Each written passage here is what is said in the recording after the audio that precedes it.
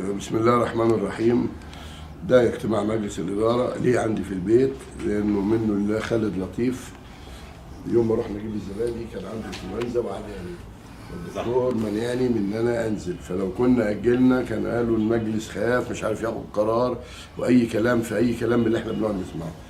طبعا بالترتيب كده في الموجودين: سياده النائب سليمان وردان، سياده اللواء علاء ناجي، كابتن جمال عبد الحميد، مستشار محمود، استاذ خالد لطيف، الاستاذ احمد مرتضى، حسن جوهر، ست مريم، استاذ احمد دعبس، اللي غير بس الاستاذ علاء مقلد، عشان انا مسفره مرسى مطروح يشوف مكان للاعضاء اللي ما طلعوش في القرعه، يبقى جنب المعسكر بتاعه. طبعا انا بشكر مجلس الاداره انه يعني شرفنا النهارده، لان كان قدامنا حل من الاثنين: يا ناجل وما تعرفش الانفلونزا دي اصلا بتمشي امتى، هي بتيجي فجاه وبتمشي بمزاجها، او نعمل الاجتماع ونناقش يعني كلهم يعني لا خلاص ما فيش مشكله، احنا لما اجتمعنا هنا عندي ما فيش اي مشكله. دلوقتي الاجتماع بخصوص مباراة السوبر يوم 5/5 بين فريق الزمالك بطل الدوري وفريق الاهلي بطل الكاس اللي هتلعب فيه ابو ظبي. بصرف النظر عن الاتجاهات، ناس تقول لك العب وناس تقول لك امشي وناس تقول لك اقعد، لا، احنا ما بناخدش قراراتنا من السوشيال ميديا مع احترامنا ليها لانهم مختلفين. احنا بناخد قراراتنا حاجتين: مصلحة بلدي ومصلحة النادي، ده رقم واحد، وكرامة النادي. ويمكن تاني بعيد اهو، انت مش هتحافظ على كرامة نادي الزمالك اكتر من مجلس الادارة المنتخب من جميع عمومية، وكلنا اصلا جمهور، يعني احنا اصلا كلنا مش جايين من الباراشوت، احنا اصلا جمهور، تمام؟ فالاخ يعني حصل تجاوزات، لا مجلس الاداره ده شغال عندنا، والاعضاء الجمعيه العموميه دول ايه دورهم؟ احنا اللي بندفع الفلوس. هو طبعا واضح انه الولد ده قال كلام نشط يعني، لا حضرتك بتدفع فلوس ايه؟ ده قال لي لا دلوقتي 20-30 مليون، حضرتك بتدفع التذكره. هو كام واحد بيحضر الماتش دلوقتي ايه؟ وزمان 2000، تمام؟ ال 2000 دول بيجيبوا لنا مثلا ايه حوالي 750,000 جنيه، بيجي لي تلفيات كراسي في الماتش ب 750,000 جنيه، فبلاش نشط يعني. انت مش هتحافظ على كرامه النادي، مع احترامي للجمهور بقى الحقيقي، مش الولد اللي عمال عشان يعمل يشير فيديوهات يقول لك ايه مجلس اداره ايه دوره ده، يعني لا احنا اللي نقول، لا انت ما تقولش، لا ما انت ما تقولش، لان زيك بالظبط بيقول عكسك. فانت مش هتحافظ على كرامه النادي اكتر من مجلس الاداره واكتر من رئيس النادي اللي اول ما جه 2014 الشعار بتاعنا نادي ايه؟ الوطنيه والكرامه. انت كنت فين بقى من 1911؟ ما حطيتش الوطنيه اللي انا بقوله دلوقتي، الوطنيه والكرامه. فللاسف الشديد الولد ده شاطط قوي، يعني قوي قوي قوي، تمام؟ وبعدين انت هتحافظ على كرامه، طب ما هو ثانيه واحده اهي، بدل ما انت تحافظ على كرامه النادي، طب ما رئيس ناديك اصلا اهو، ثانيه واحده تاني انت مش هتحافظ على كرامه النادي اكتر مني واكتر من مجلس الاداره. انت مين؟ انت فرحان بالشير والميل والحاجات اللي انت بتقعد تعملها دي؟ يقول لك ايه مجلس الاداره ده؟ لا لازم يسمع كلامنا، وايه الجمعيه العموميه دي؟ واحنا اللي بندفع اصحاب يا ابني، قال لي دلوقتي بيجي 20-30 مليون جنيه. اصل احنا بندفع تذاكر الماتش، بقول لك كل ماتش بيجي لنا فاتوره ب 750,000 800,000 تكسير. فالجمهور الحقيقي ده اللي احنا مجتمعين عشانه، اللي احنا عارفينه بيحب النادي بجد، انما بقى اللي بيقعد يعمل البتاع ده من الفيديوهات الهبله دي والكلام الفارغ ده. طيب عشان تبقى عارف، لو احنا بقى مش حافظ على الكرامه، الراجل ده جه زارني في السجن، معظمهم جم زاروني في السجن كلهم. وانا اتحبست ليه؟ عشان الكرامه اللي بتتكلم عنها دي. ادي الرساله تاني، في اسماء كتير وكبيره بتتكلم عن مبادره مصالحه الانديه الكبار.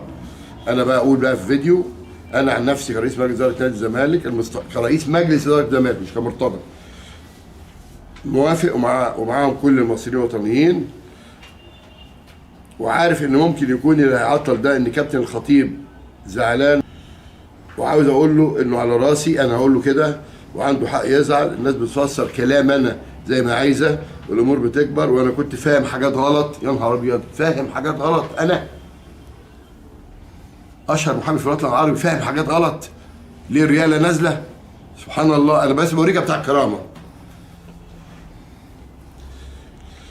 فاهم حاجات غلط. بعد ما خرجت بيانات توضيح اكتشفت الموضوع حقيقته مش عيب ابدا ان اعتذر لاخويا محمود. الاعتذار عمره ما قلل من قيمه حد، بالعكس هو وعيلته ناس محترمين فوق دماغي. هي دي الكرامه يالا بقى. كان رد ايه؟ واضحه. معالي الوزير المحترم، للاسف قرات رساله سيادتكم حالا. للاسف لن اقول هذا الكلام لا في لقاء تلفزيوني ولا لوحدي وعلى جثتي، حتى لو كلفني الرد حياتي او حريتي. يعني انا لم اخطئ ولن اعتذر ولن اتحدث في هذا الموضوع مره اخرى. هذه كلمتي الاخيره. موضوع هذا عن حده، ولن احكم على تاريخ المشرف وتاريخ النادي الذي يمثله بالاعدام بهذا الاعتذار المهين الذي لن انطق به حتى في سري. دي الكرامه. واتحبست، اترميت في السجن 72 سنه. هي دي الكرامه. وفي سب وقذف في السجن. يا تقول الكلام ده يتحبس، قلت لا يتحبس، مش عشان انا، عشان كنتوا. مين بقى في الجمهور بقى بتاع الكرامه هيمشي في الشارع ورئيسه منام مدلدل راسه كده وعشان ما يتحبسش؟ برغم ايه القضيه دي واخد فيها براءه قبل كده. نائب سليمان وهدام حضر الجلسه بتاع النقد. مفيش هزار، المفروض اطلع براءه، بس احتراما للمحكمه خلاص. محكمه النقد قالت كلمتها، ونفس المحكمه النقد اللي مدياني عن نفس الموضوع قبلها ب4 اشهر براءه. تمام؟ فما تكلمنيش عن الكرامه. بيحافظ على كرامه النادي. نمره واحد مجلس اداره الناس جابوه. انما احنا اللي بندفع الفلوس. فلوس ايه يا ابني؟ ده اقل لاعب يد وسله بياخد 6-7 مليون. بقول لك كل ماتش بيجي لي فاتوره ب 750 800 على طول كده. فكرامه احنا بنحافظ عليها وعارفين يعني ايه كرامه. لكن ما تجيش تزايد وتزود قوي، لان احنا في الاخر بشر. طب يا عم، طب يلا هتعمل لي ايه يعني؟ انما الجمهور الحقيقي فوق دماغنا. ولما يبقى نبض الجماهير الحقيقيه مش اللي بيتاجر بالشير والبتاع دي اللي بيعملوها دي، هي ماشيه مع نبض مجلس الاداره، احنا ما بنعاندش. على فكره المجلس ده كله الجمهور ما بنعاندش. شايفين ان مصلحه البلد ومصلحه النادي وكرامه النادي ماشيه مع الجماهير الحقيقيه بتقوله، بنعمل ده من غير ضغط، من غير ما حد يضغط علينا. فاحنا النهارده مجتمعين هناخد قرار. بعد ما ناخد القرار هنقول اسبابه. طب ليه خدنا القرار؟ سواء هنلعب او مش هنلعب هنقول الاسباب. لكن هناخد راي كل واحد. انا اخر واحد هتكلم، وده انا اعتدته وانا في القضاء. دايما رئيس الدايره يسال عضو الشمال الصغير بعدين يسال عضو اليمين، لان لو رئيس الدايره قال رايه في الاول في الحكم، الشمال هيمشي وراه واليمين هيمشي وراه. دي حاجه يعني بشريه، حتى في احترام. مش يعني ده يدل ده، لا، في احترام. خلاص ادام يا سياده الرئيس شاف كده، انا ورا. عشان كده في القضاء يسالوا الاول رئيس الدايره عضو الشمال، وبعدين يسال عضو اليمين، وبعدين يقول رايه. لو الاثنين بقى قالوا رايهم زي بعض، الشمال واليمين، خلاص ما يقولش رايه، لانه بتبقى بالاغلبيه. هنبدا كل واحد هيقول رايه. القرار اللي هيطلع مش مين موافق ومين مش موافق. القرار هيطلع ان احنا كلنا بالاجماع خدنا القرار خلاص. احنا كده بنتداول، لان مفيش قاضي لما بيطلع يقول اصل عضو اليمين قال لا وانا قلت مفيش الكلام ده. احتراما للمجلس نفسه. يبقى نقدر نقوله انه مجلس الاداره بالاجماع خد قرار بالاعتذار، مش بالانسحاب، بالاعتذار عن المشاركه في مباراه السوبر في الامارات. للاسباب الاتيه. الموضوع زاد عن حده.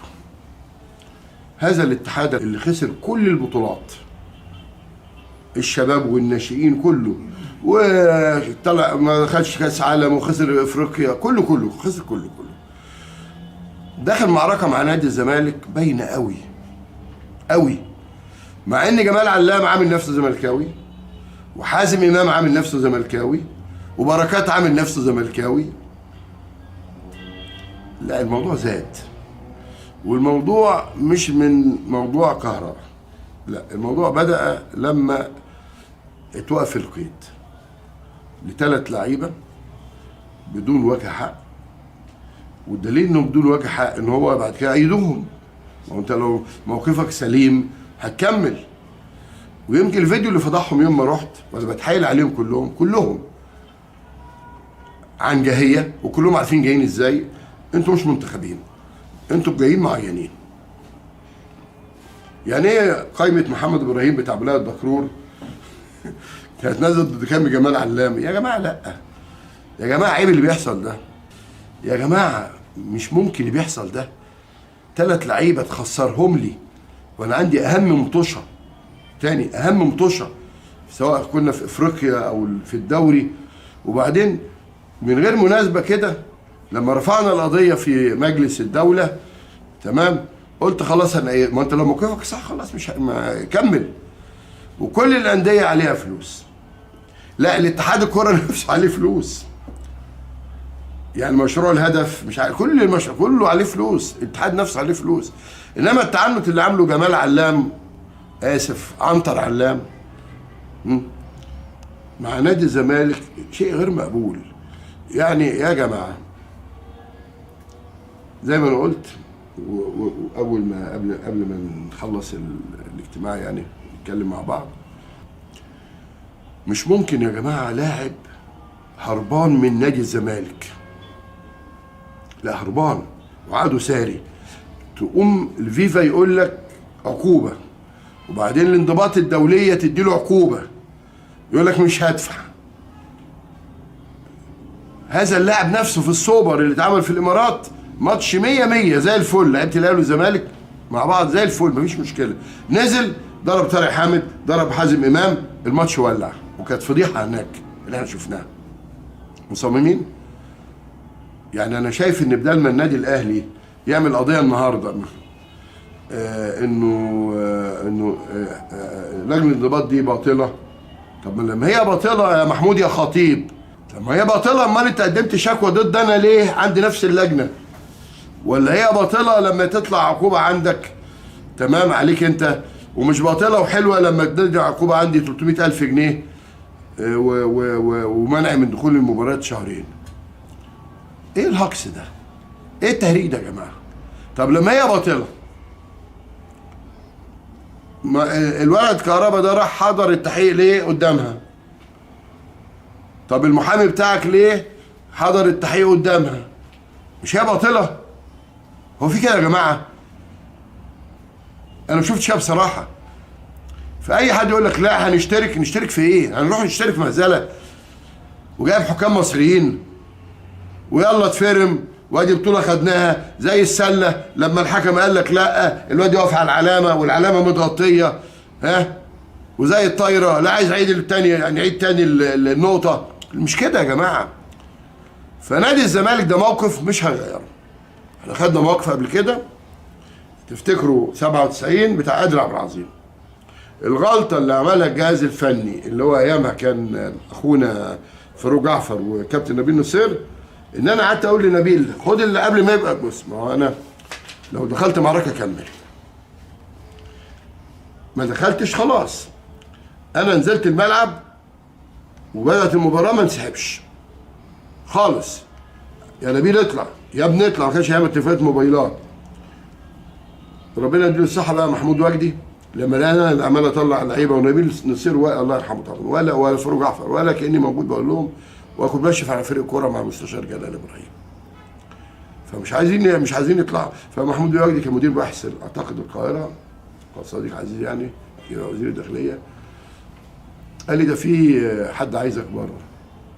فقعدنا نتكلم في استراحه كده بتاع الاستاد، دخلنا راح قافلين عليا البتاع من بره الاوضه من بره، واخد بالك، وقالوا لي اتفرج على الماتش في التلفزيون. تمام. اتحل المجلس وانا اللي رجعت المجلس. ده احنا في دوله قانون، يعني احنا المجني عليهم اتحلينا، بس احنا ايام اتحلينا احنا واتحاد الكوره كان له حرب الدهشوري، وخدنا ورفعت انا قضيه وكسبناها. فيا جماعه من ناحيه الادب، ده مدحت عبد الهادي وامير عزمي مجاهد، عزمي ده اخويا، ده زقه بس ولد في الماتش بتاع كان اعتقد المغرب، زقه على الهوا اعتذار والاثنين مشيوا. هو فيها يا محمود؟ هو انت مش بشر زينا؟ لا مش بشر زيك. طب الدليل ان الواد كهربا ليه صوره بيسجد لك، بيسجد لك. احنا وصلنا للمرحله دي يا جماعه. انا مش عايز اتكلم عن ماتش الرجاء ولا ماتش الهلال ولا ماتش الهلال وساوند داون، يعني مش عايزين نتكلم خلاص. ربنا يرايد خلاص. بايه بقى؟ مش مشكلتنا احنا، ربنا يوفقهم في حالهم، تمام. انما مش كده، وعايزنا تكتفنا. وبعدين يطلع صحفي اسمه احمد، مش عارف اسمه احمد ايه، عامل فضيحه، بيقول لك جمال علام معلومه اتصل بمحمود الخطيب. ده بيقول اسماء يا جماعه، وقال له ما تشغلش بالك، انسى العقوبه دي، احنا مش هننفذها الا بعد السوبر. وبعدين 12 كتير قوي، هنخليها لك 6. قال له خليها لنا 4. لا لا لا لا، مش واحنا كمجلس اداره نقعد نتفرج كده وناخد على قفانا احنا بقى وجماهيرنا ولاعبتنا؟ اللي مش هنعمل ده، مش هنعمل دوت، مش هنعمل ده. وفي نفس الوقت بقى كل الضغوط اللي عليا بقى لها 48 ساعه ان انا العب الماتش، والا انت معزول، هحل المجلس، هعمل لجان، هتروح تفتش. انا بقعد اضحك. طب اني خدت القرار مع مجلس الاداره اهو، مش بنعتذر، انا ما بنسحبش، انا بعتذر،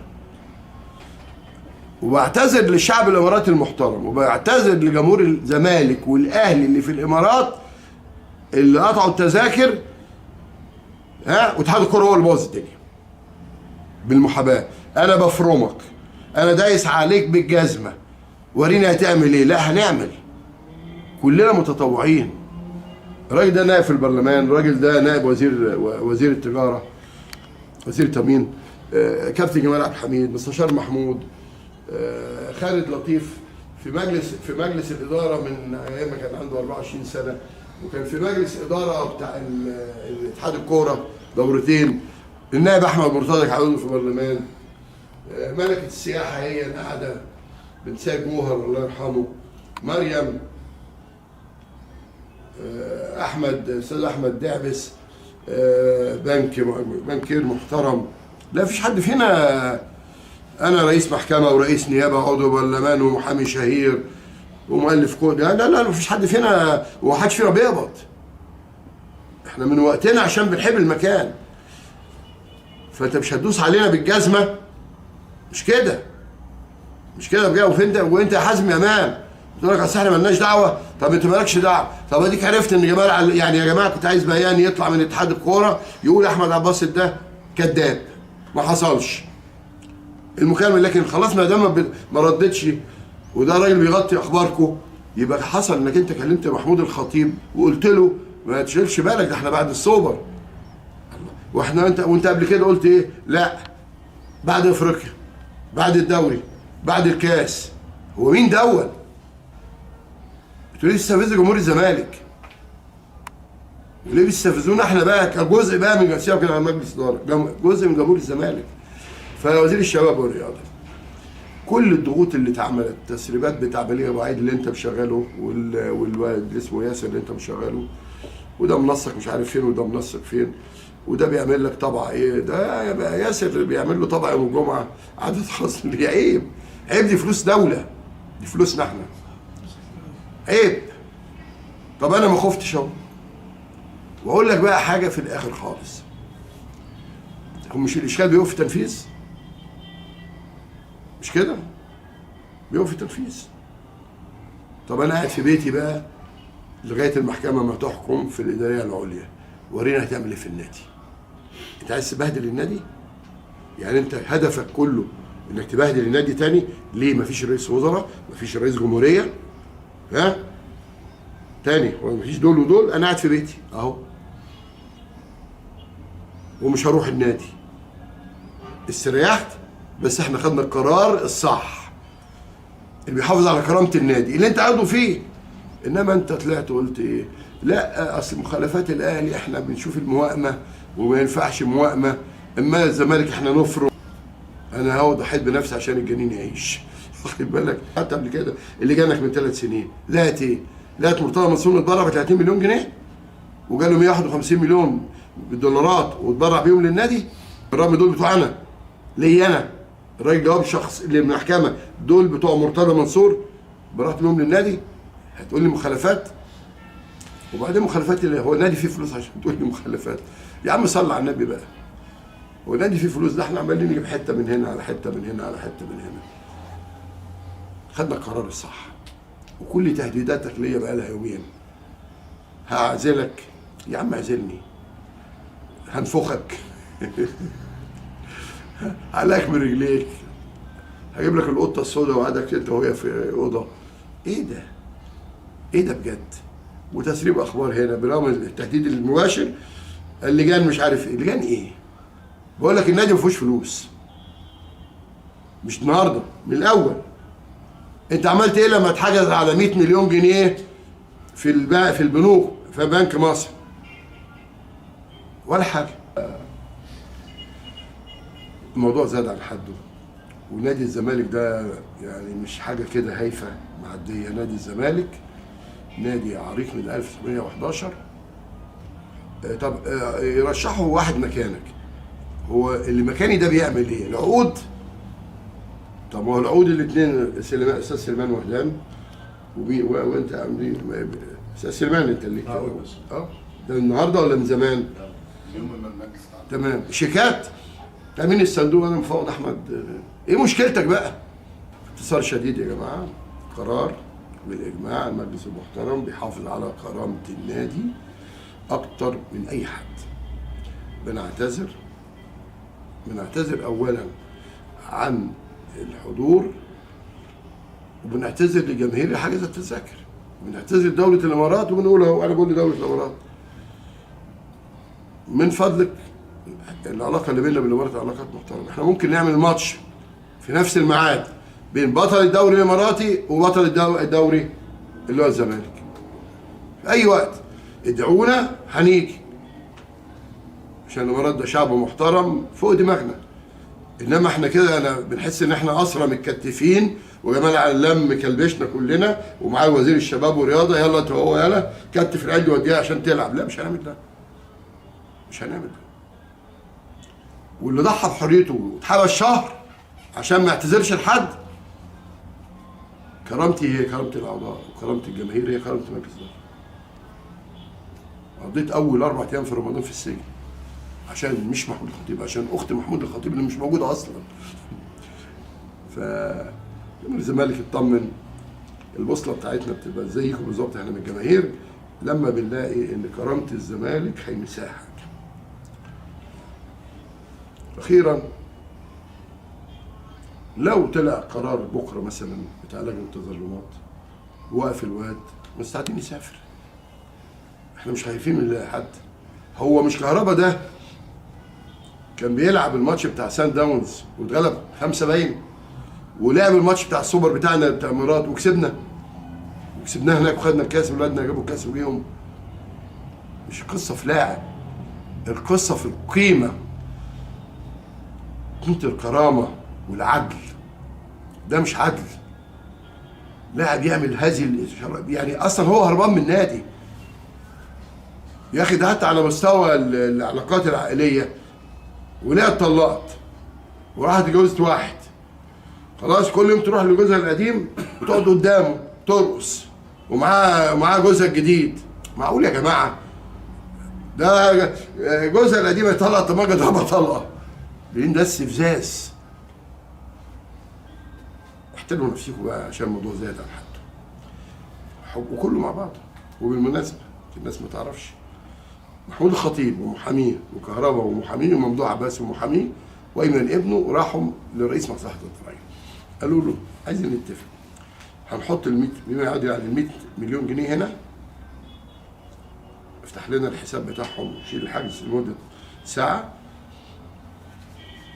ممدوح عباس ياخد ال 100 مليون اللي موجودين محجوز عليهم في البنك، ومحمود الخطيب اول ما يحط الفلوس الضرايب تاخد الفلوس.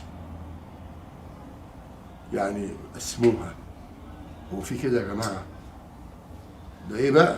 ده رئيس مصلحه الضرايب واحنا قاعدين هنا، كان محمود خالد قاعد ومحمود عسال، هم طلبوه لي اهو وقال لي الكلام ده. معقول يا جماعه؟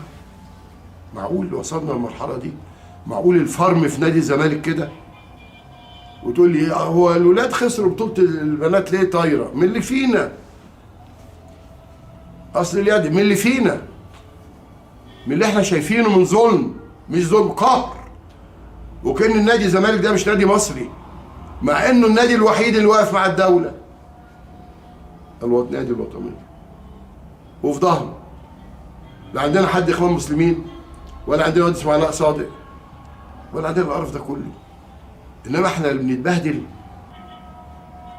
جمهور الزمالك اطمن، عندك مجلس اداره محترم وجمعيه عموميه محترم، بتعرف تختار مجلس اداره محترم. وديني ريحتك يا وزير الشباب والرياضه، ورينا هتعمل ايه بقى مع النادي. وانا لما بقرا انك انت اديت لي نادي كذا 350 مليون، واديت لي نادي كذا 450 مليون، اقول اسماء؟ اقول لك اسماء. نادي الاسماعيلي، نادي الاتحاد، نادي المصري بتديهم، انما نادي الزمالك ولا جنيه. وبقول تاني بالرغم الجمعيه لو القانون الرياضه واضح جدا، اللي يسقط عضويه رئيس نادي او عضو مجلس اداره جمعيه عموميه غير عاديه. انما احنا مش هنبهدل النادي عشانك. وانا بقول لك هو المجلس كله قاعد اهو، كلهم قاعدين، لا حد فتح في الموضوع ده ولا اتكلم، واخد بالك، ولا في دماغهم اصلا، ولا همامهم انك تحل المجلس كله. انا بقول لك كلهم قاعدين اهو اهو، كل دول مجلس قاعدين.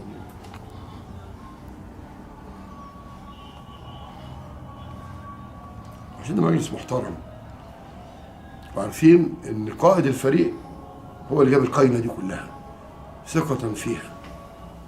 فمش ممكن حد في رئيس النادي ده وثق فيه وجابه في القايمه بتاعته هيخون او هيبيع. الكلام ده مش عندنا.